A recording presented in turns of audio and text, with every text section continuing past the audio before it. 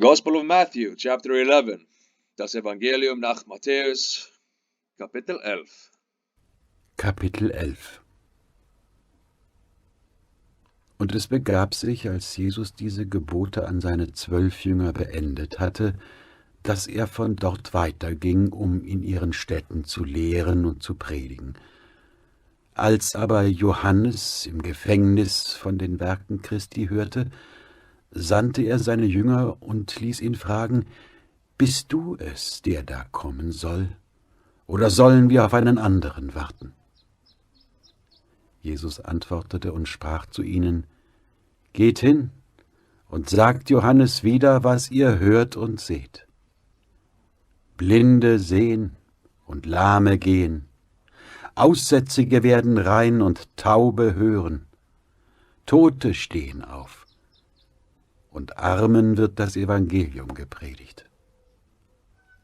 Und selig ist, wer sich nicht an mir ärgert.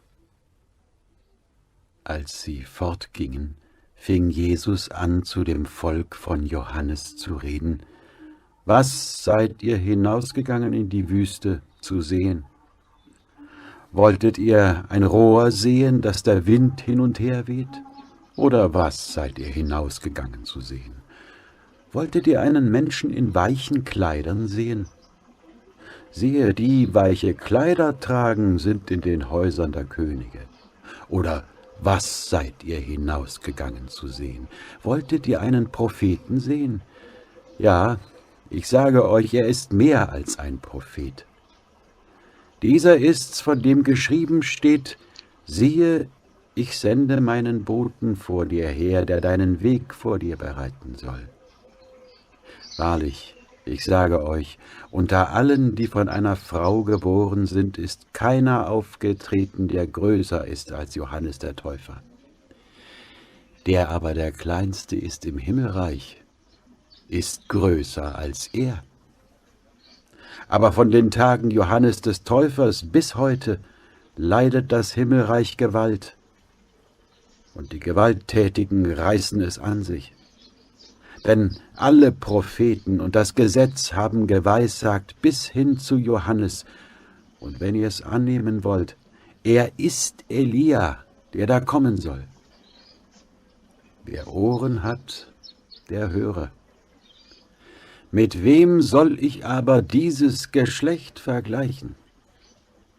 Es gleicht den Kindern, die auf dem Markt sitzen und rufen den anderen zu: Wir haben euch aufgespielt und ihr wolltet nicht tanzen.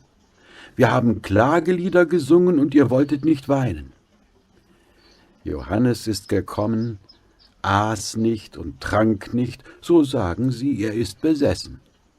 Der Menschensohn ist gekommen, isst und trinkt, so sagen sie, siehe, was ist dieser Mensch für ein Fresser und Weinsäufer, ein Freund der Zöllner und Sünder. Und doch ist die Weisheit gerechtfertigt worden aus ihren. Yeah, this is an important passage. Let's just go quickly through it here. John the Baptist. He's called Johannes in Latin and German, and Norwegian it's Johannes. It's been shortened to just John in English. But like Jesus says, like either Jesus said so or Jesus said no. John the Baptist is the holiest man who ever lived. And he had doubts, right? John the Baptist is the man who baptized Jesus, right? And, witnessed as, the dove descended upon him.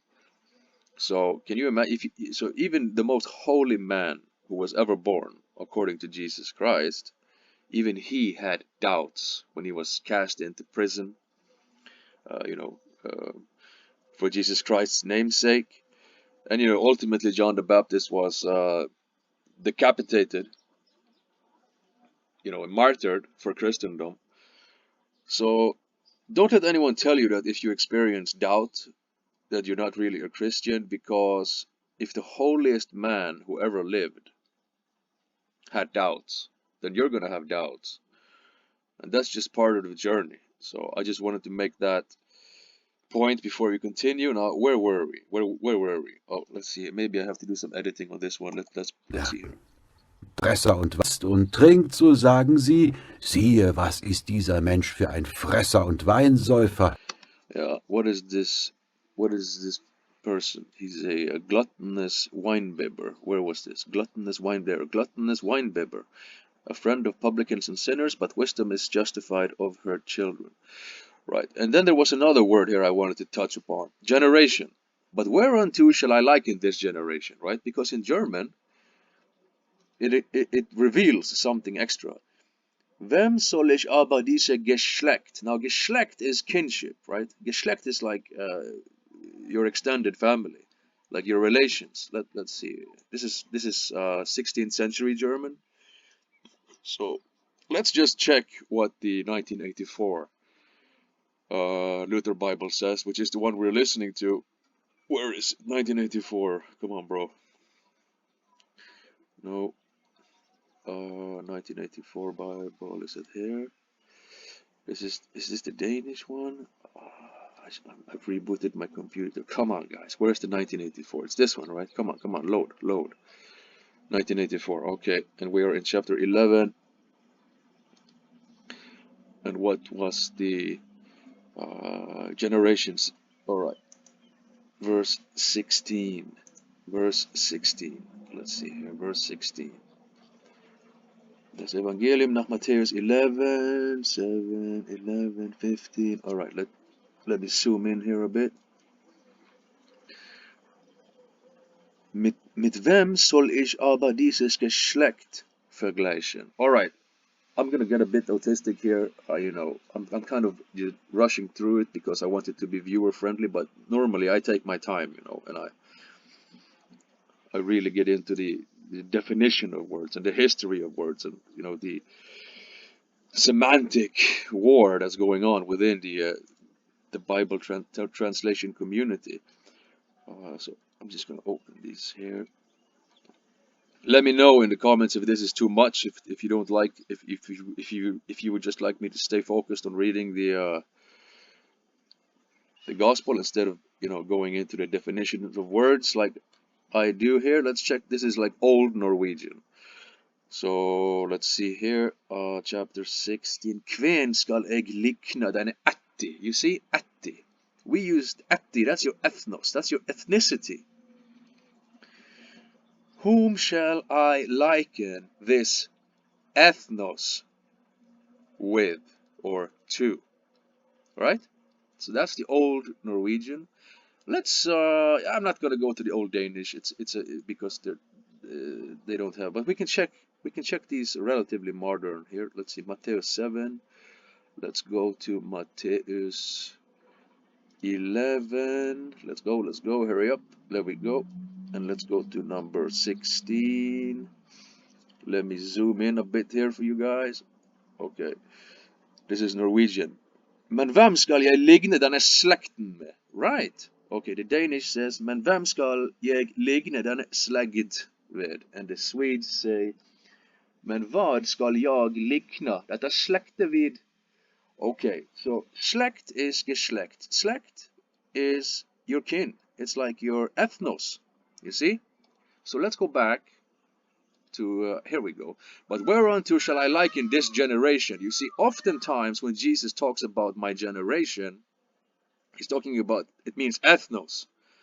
And just to get super autistic, let's just check the etymology of generation here. Let's go, come on, load, let's go, okay.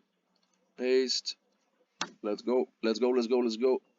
Zoom in a bit here, okay. So in the early 14th century, this is the 1300s, body of individuals born about the same period. Historically 30 years, but in other uses as few as 17, on the notion of descendants of the same stage in the line of a descent, from Old French génération, race, people, species, progeny, offspring, act of procreating, 12th century modern French génération, and directly from Latin generationem, nominative generatio, generating, generation, noun of action from past participle stem of generare, to generate, to bring forth, to beget, to produce, from genus, race, kind, gene, give birth, beget, with derivatives referring to procreation and familial and tribal groups. Yeah, so just keep that in mind when you see the word generation, because when Jesus says, I have to be rejected by this evil generation, he means I have to be rejected by this evil race, by this evil ethnos, right? And this race, he says, this generation will not pass until I come back. And so people today, they because they're like semi-literate, they think, oh, Jesus says that this generation won't pass until I come back. That means he won't come back because that generation is past. No, he means this race.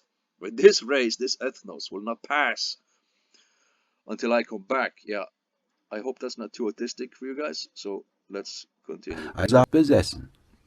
Der Menschensohn ist gekommen, isst und trinkt, so sagen sie. Siehe, was ist dieser Mensch für ein Fresser und Weinsäufer, ein Freund der Zöllner und Sünder.